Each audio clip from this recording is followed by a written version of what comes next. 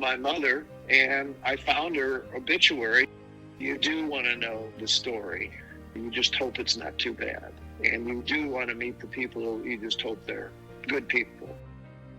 First thing she said is, "You found us."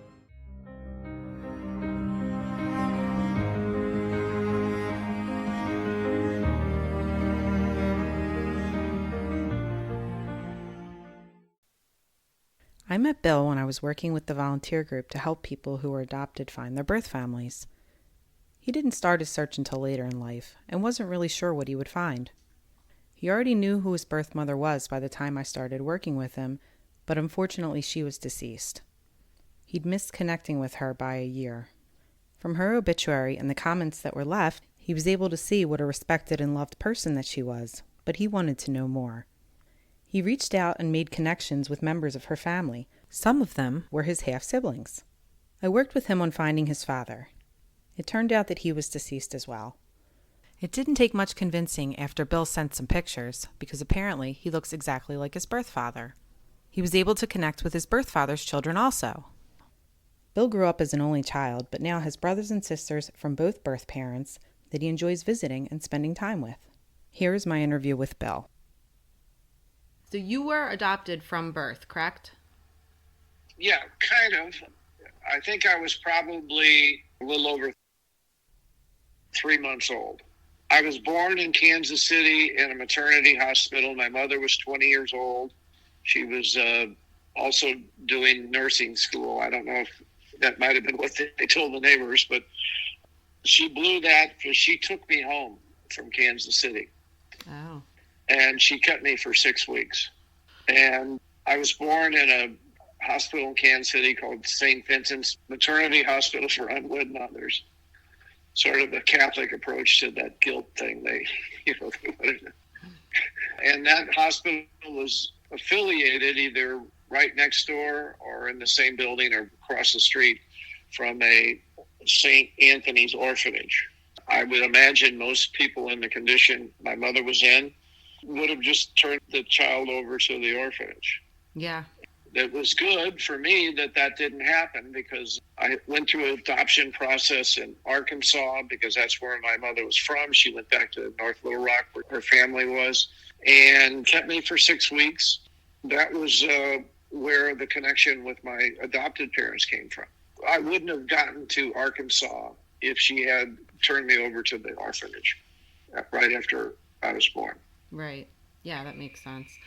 Did you grow up in Arkansas? No, I grew up in St. Louis. Okay, and do you remember how you found out that you were adopted? Not exactly. I found out when I was, I would say, 4 or so, somewhere in that range. Huh. I recall I was baptized again in the church. It might have been later than 4. I might have been 5. Anyway, it was I was baptized in the church with my grandfather and one of my mother's sisters, my aunt, as my godparents. And I was talking and walking, and I don't think I was in school yet. I'm not exactly sure what year that was, but I think it was probably I was 4 or 5. And so that's kind of my first recollection of it.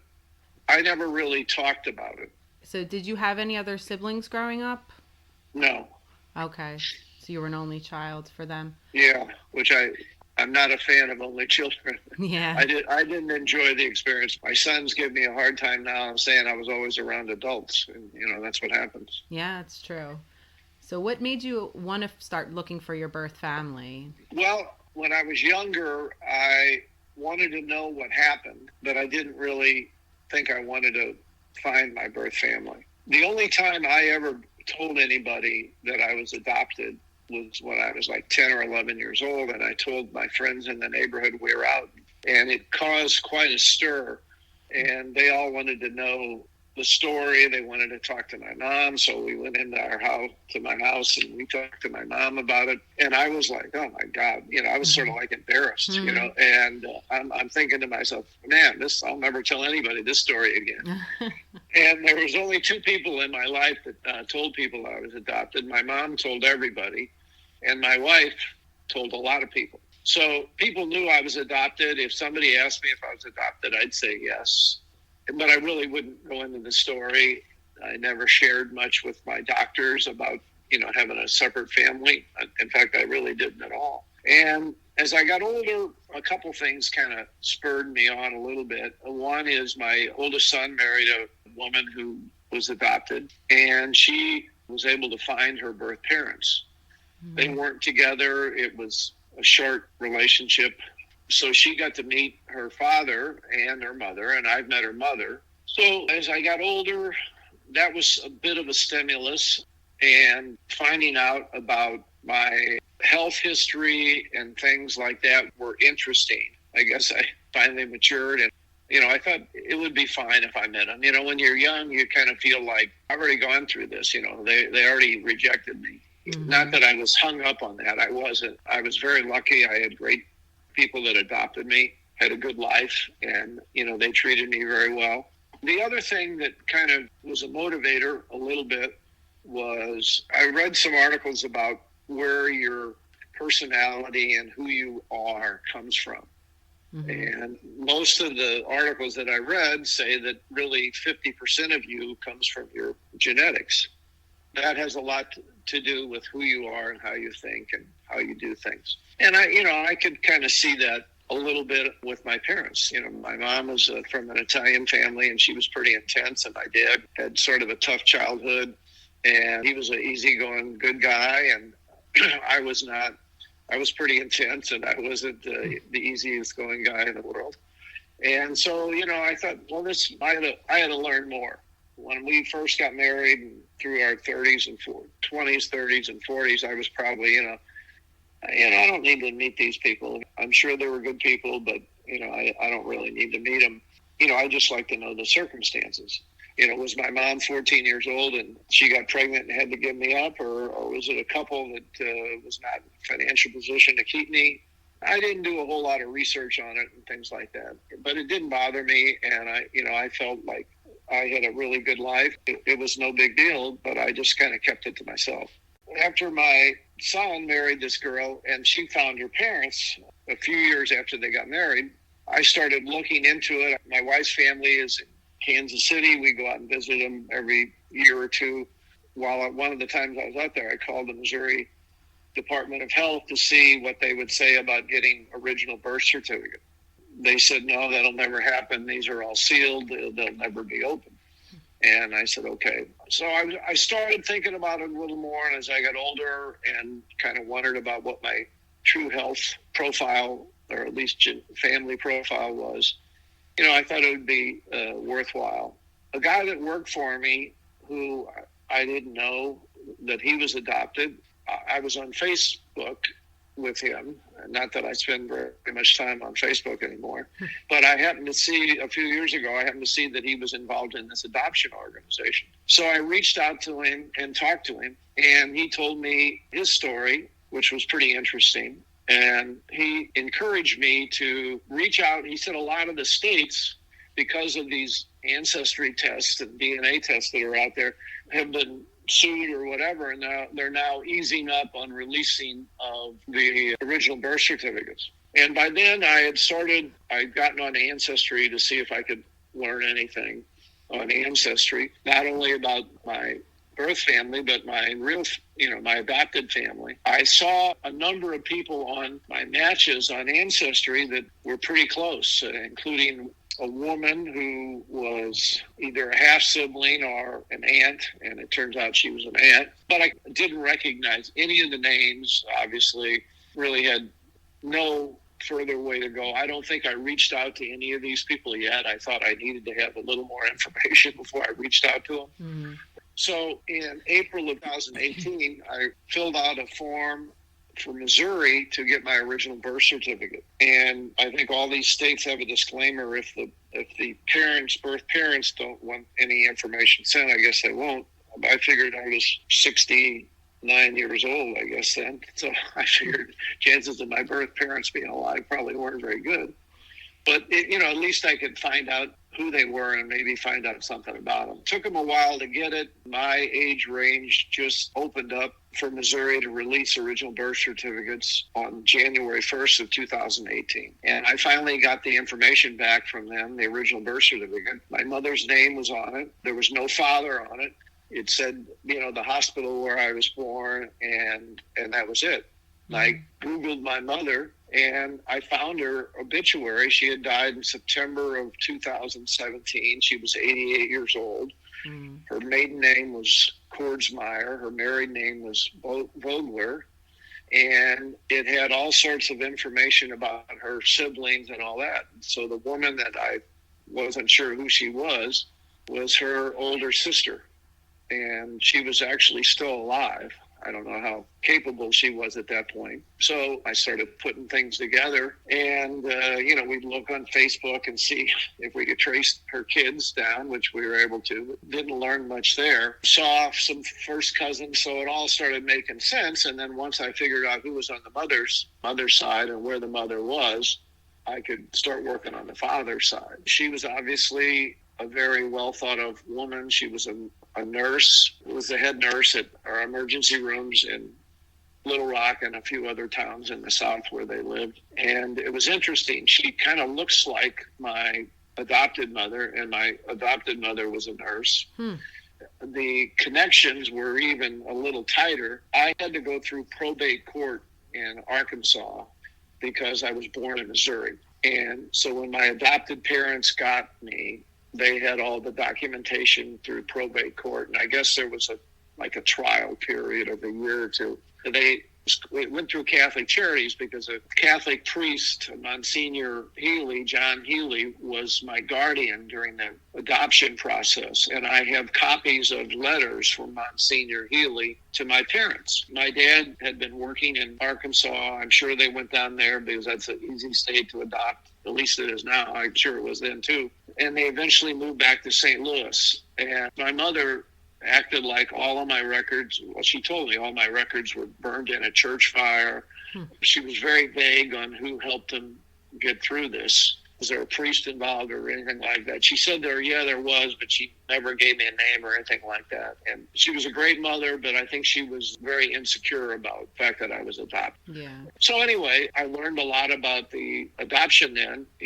Unfortunately, this guy died. This priest died when he was very young. He was like 43 years old in 1952. So I couldn't get any more out of that. As luck would have it in these things, he married my birth mother and her husband. Oh, wow. They got married in 1951. I was born in 49. She named me Stephen. The birth certificate said Stephen Kordsmeyer. She married this guy Vogler, and she said she wanted to find a nice Catholic man to marry, and she did. And they had 5 kids. They had one other child that died like a day after birth, and their first child was named Steve. She named him Stephen too. My friend who encouraged me to do all this, that's what his birth mother did when he found out her and he saw his original birth certificate and all that appear. So I guess that's not that unusual. I felt pretty confident because I'd seen all these people that were either related as a sibling to my mother. I saw 1 or 2 like that. Then I saw a bunch of other people that were children and therefore my first cousin of my mother's siblings. She was from a family of 7, I think. She was the second youngest. So I put that together. So I felt pretty confident about that. I wasn't sure how I was going to go forward. So then I started working on my father, and that's when you came in and helped me kind of pinpoint that. So what ended up happening, I put together a letter outlining all the things I had found out about my birth mother and her family. I sent it to my oldest half sibling, Steve Vogler, who was the first Stephen, second Stephen. And, I said, here's why I think we're related. I just like to learn more about my mother, which is really my whole reason. I wasn't sure I would be accepted by the half siblings. Yeah. I've had plenty of stories where that acceptance doesn't go very well. At this point, I knew she wasn't alive. I figured my father was her age, maybe a little older. I wasn't sure he'd be alive either. And, I only missed her about a year. When I saw the obituary, I saw all these wonderful things people said about her, and they were a lot more than normal. I mean, people don't put bad things in obituaries when they're commenting on people, but still, there was a lot of them. So I wrote the oldest son, Steve, a letter, and it had about 10 points. I tried to make it very factual. I wanted to take the emotion out of it and just see if they'd be interested in talking. He sent me a note back saying, "Oh my God, this really took us by surprise. Da, da, da, da, da. You're going to have to give us time." And I emailed him back and said, "No problem. Take whatever time you need." And about 5 days later, he said, "Can we get together for a conference call on Saturday?" So I got on a conference call with them, and I was a sales guy and a sales management guy in my career. So I had all my thoughts laid out, what I was going to say if they said this or what I was going to say if they said that, just so I'd be prepared. And he was the first person I talked to. It wasn't on a speakerphone or anything, which was probably better. Introduced each other and kind of talked about what I said in my note. And then his sister got on the phone, Mary, and the first thing she said is, "You found us." So I said, "What do you mean?" And she said, "Well, we knew about you." Oh. And I think not everybody knew, or the degree of knowledge regarding this potential half-sibling was the same in everybody, but she knew a lot. Steve said he did, but he said, "I wasn't sure if my mom might have had one too many bourbons that night that she told us that." But so I talked to all of them. The call went great. They seemed to be very accepting. I ventured out to say, "Well, we'd love to come down and see you. Could we arrange that?" And they said, "Well, yeah, that'd be great. We'd love to have you come down." That was around the 1st of August of 2019, and we ended up going down in October. And we had dinner with them, the siblings, the first 2 nights. Steve didn't come the first night. We met him the second night. And I made sure I paid for dinner the first night because I figured they were probably thinking, "What's this guy want?" Yeah. Conversation went great. Then the third night, we met a bunch of Kordsmeyers. And the Kordsmeyer family was a huge family. There's a lot of them in Arkansas. There's some of them in Minnesota. They would have family reunions where there's like 400 people. I have the book of all the Kordsmeyers. And, the first Kordsmeyers kids, there was like 8 of them, and they all had 8 kids, and they had 8 kids. So man. That's where so we got to meet a bunch of the Kordsmeyers and first cousins and second cousins and all this. Plus I got to meet another Teresa Kordsmeyer, who was my mother's sister-in-law. And she was like 93 years old or 92 years old at the time. And she said to me, "I've been praying for you for 70 years. Oh, wow. Yeah. Oh, wow. I was right. And she was my first godmother, and she was a sweetheart. She's still alive. She told me all about my mother and how her mother was not happy about her bringing me home, which I could understand. Her father would come home from work. He worked at a Missouri Pacific Railroad facility not far from where they lived. And he'd play with me, as much as you can play with a 4 or 5 week old baby. After 6 weeks, they turned me over to their parish priest. And I must have got into Catholic Charities. And that's where eventually I got hooked up with this Monsignor, was my guardian. And so my parents picked me up sometime when I was 3 to 3.5 months old. The first, maybe a little older than that. The youngest picture I have that my parents had in their records, on the back of it, it said I was 4 months old. So I was in some sort of orphanage for a month or so, and then I got adopted.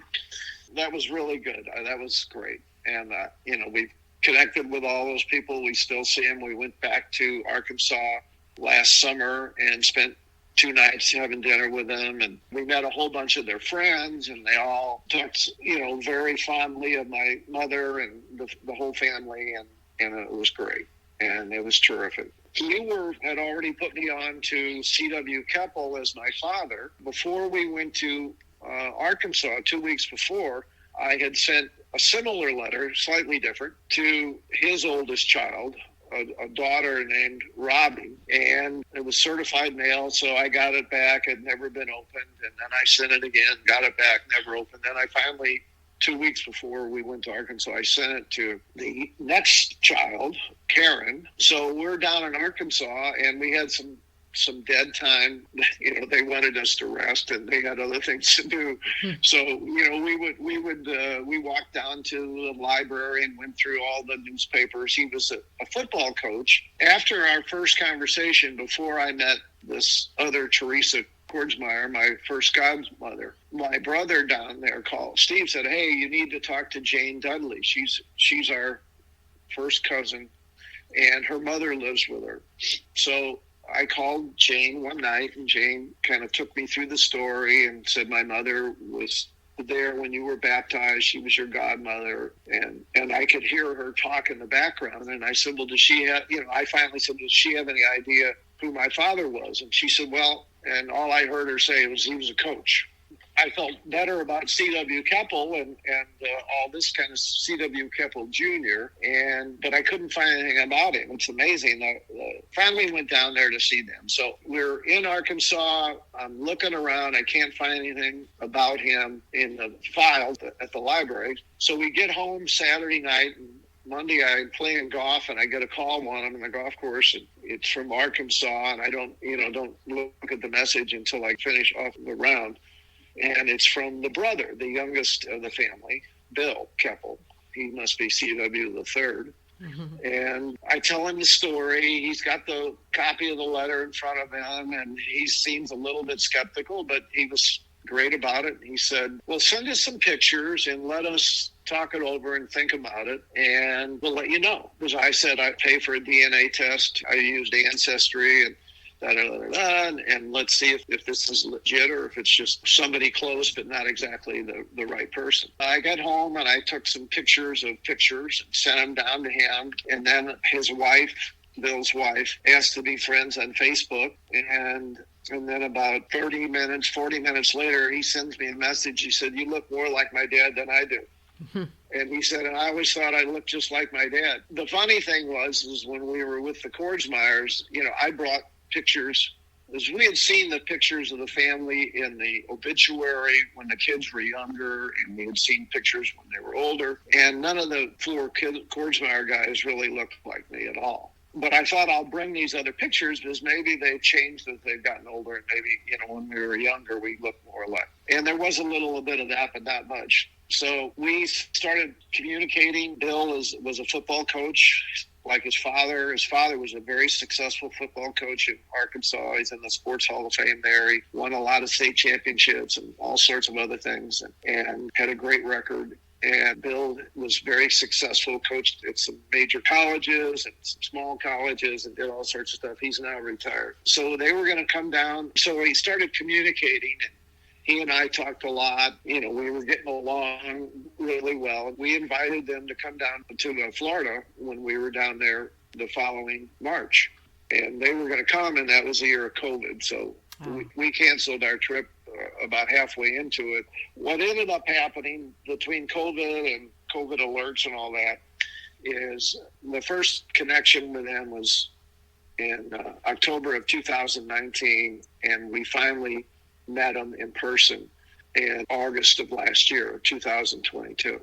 Okay. We had a few false starts in there. Patty was messaging back and forth with his wife, Marcia, and I was talking to him every once in a while. My father and his wife, he got married sometime in the summer, probably right around the time I was born. They had a daughter named Robbie, the oldest, who was born 10 months after I was. Oh, wow. He was a busy guy. Yeah, and, sounds like. In May of 2020, Bill called me when he saw on Facebook it was my birthday, and I knew as soon as I saw it was him, I knew what the call was about. He was trying to find out if I was 71 or 72. Was he trying to see if it was like an affair? They knew when Robbie was born. Right. She died in November of 2019, so I never met her, never even talked to her. But they were trying to figure out, well, what was the difference in age, and what? I don't think they knew all the details about their father's marriage, and courtship probably, and so they were probably wondering what was going on. So he said, "Are you 72 today?" And I said, "No, I'm 71." I said, "Robbie was born 10 months after me." And I said, "CW was a busy guy." And he said, "Yeah." So anyway, we finally got down there. We drove from Kansas City to Conway. They live in Conway, which is just north of Little Rock. And that's where he and his wife met at Central Arkansas. And they moved back there when he retired. And they have a beautiful house, and we stayed with them, which was a little, most people would say, wow, that's crazy. You shouldn't do that. Well, we did it, and it worked out great. And I consider myself very lucky. I'm not really telling this story very often anymore. For a while I was, and a lot of my friends knew I was involved in doing this to a degree. You know, I always hear a story about people have adopted children and they're my age or a little older, and their kids are 45 or 50, and they don't want to find out who their parents are. And I said, well, I was the same way when I was that age. You know, they'll change. Yeah. So, you know, I just consider myself extremely lucky. I got to meet this woman that was my first godmother and got to talk with her. And both of my parents were really well-respected people. I don't think my father knew about me. Bill, he said, you know, if my father knew about you, he'd have been involved in your life. It's just the way it was. He was a good guy and very disciplined guy. And he asked me that after this, he called to see how old I was. He asked me if I had talked to, I told him the story of my Aunt Teresa, the sister-in-law of my mother. It was the only one that's still alive from that. And he said, well, did you ever talk to her about that? And I said, well, I didn't think the occasion when they were all meeting me for the first time was the right place to do it. Yeah. I said, but let me see. Let me look into it. So I talked to my sister, half-sister, and I said, here's what I'm going to do. What do you think? And she said, yeah, I think that's a good idea. She said, I don't think your father knew about you, but she said, I don't really know. So I called her daughter, and she said, well, yeah, let me have her give you a call one day. And so a few days later, she called me, and I asked her if she had met or had any recollection of my father, and she said no. I never did. Doesn't matter to me. You know, it's funny, one of my half-sibling, the youngest brother on my mother's side, on the first phone call, he said, well, my mother didn't do anything wrong. You know, he was taking a little bit of a defensive posture. And I said, yeah, I agree. She didn't do anything wrong. She did what she had to do, I'm sure. Yeah. And I understand that. I'm just thankful that I can talk to somebody about her and learn about her and see what she was like. And so he and his wife are great. They're actually coming up and visiting us in September.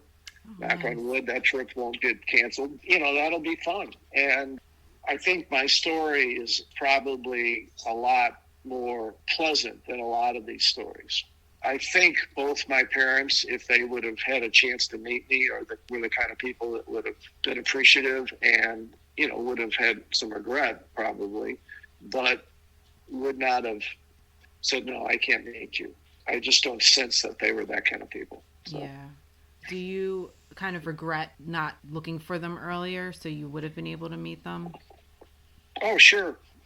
Yeah, that would have, I would have loved to, you know. My adopted mother died in 2000, and she was 85 years old. So she was 11 years older.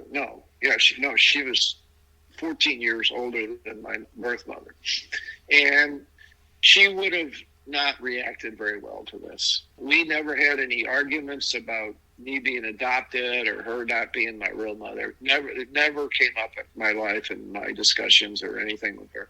We didn't see eye to eye on everything, but, you know, we never had anything that would prompt her to feel threatened, but she did for whatever reason. Yeah, I certainly wish I would have. So you went from being an only child to having several brothers and sisters, it sounds like. Yeah, and the amazing thing is the relationship with them, all of them has been really good. I'm very thankful for that. That's great. So you were talking about like nature versus nurture earlier. Do you feel like when you're with them that there's any personality trait that you share with them? More so on my father's side. I think my father was a kind of a very competitive guy and, you know, liked to be in charge. And I see that in my brother. And I see that in the stories I hear about my father. I hear that in those stories, you know, that he was a good guy and he was well liked. I think I'm a lot that way. So my sense is that my brothers on my mother's side were probably a little more like their father. My mother was a take charge person. I think my birth mother and my adopted mother had a lot of things in common. So when we found your birth father, his career was pretty interesting. Was he somebody that you had ever heard of growing No, up in the area that you grew up in? no, he was an Arkansas guy. There's another element to this whole thing that's really sort of wild. He went to Little Rock Central, which is where they had the big lawsuit in the 50s, and they forced the integration there. And he was drafted during his senior year in high school, and he went in the service. So that was like 45 or something like that, or 44. Yeah, probably 44. And he was training in the Philippines to invade Japan. And they dropped the bombs, and so they didn't need to invade Japan. So if they hadn't dropped the bombs, he might have been, one of the casualties of the invasion of Japan. I wouldn't have been around. Yeah. So just how fate happens in all these things. Yeah. So do you feel like the whole situation has really changed your life for the better at this point? Yeah, I think so. I don't. It hasn't changed it much, but it has changed the fact that I have kind of an understanding why I'm the way I am, and a little, I think, and where I came from, and that whether you really admit that you want to really know the situation or really want to meet the people, when you're adopted, that's always in the back of your mind. Right. You do want to know the story. Just hope it's not too bad. And you do want to meet the people. You just hope they're good people. I think my story it wasn't that bad. I think from everything I've learned that these are two well-respected people who deserve that respect by people that knew them. Yeah. So when your mother gave you up, you think it was just because her parents didn't want to continue the situation, like she couldn't do it on her own and they just didn't want to. Right. Okay. Right. Okay. Yeah, I mean, she was 20 years old. She was somewhere in her schooling to become a nurse, and she lived with her parents, and so yeah, that's not uncommon. My father wasn't Catholic. I think he was Methodist or something, and he was a churchgoer, and I'm sure in that time period, she would not have married anybody if they weren't Catholic, wouldn't agree to convert. That's what my adopted parents, my father wasn't Catholic and my mother was very Catholic. And so he converted when they got married. And so, that could have been a stumbling block, but my sister says she doesn't think that he was aware.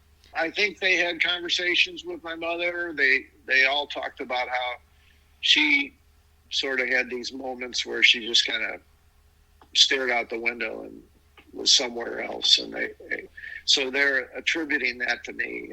And they was a rumor that I might have lived in some other town in Arkansas. So, I don't know the whole story. Yeah.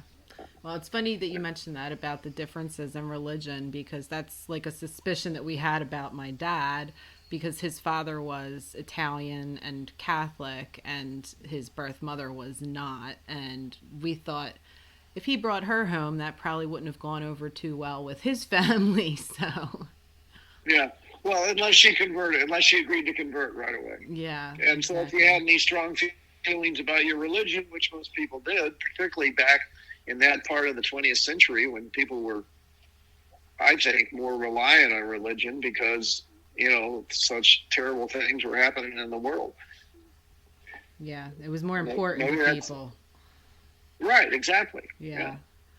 Is there any advice that you would give people who are thinking about starting to look for their birth families? Yeah, I would. I think you can learn a lot from it, and I think you should do it. But going into it, understand that it might not work out the way you want it to. Mm-hmm. If you can't get over that, then you probably shouldn't do it. When I was younger, I guess I was kind of hung up on it not working out the way I would want it to. But as I got older, it's kind of like what your father said in that podcast. He said, what do I have to lose? Mm-hmm. And that's what I've told people too. They said, well, did you feel about being rejected? And I said, yeah, I did, but by the siblings, I said, yeah, I did, but, I'd at least learned something about my parents. That was most important to me. If the relationship with the half-siblings never flourished. Well, that's fine. I could understand it, how they would feel. And if it did flourish, it would just be even better. Yeah. So it sounds like it did, so that's awesome. Yeah. Thank you for letting me do the interview. I appreciate that. You're welcome.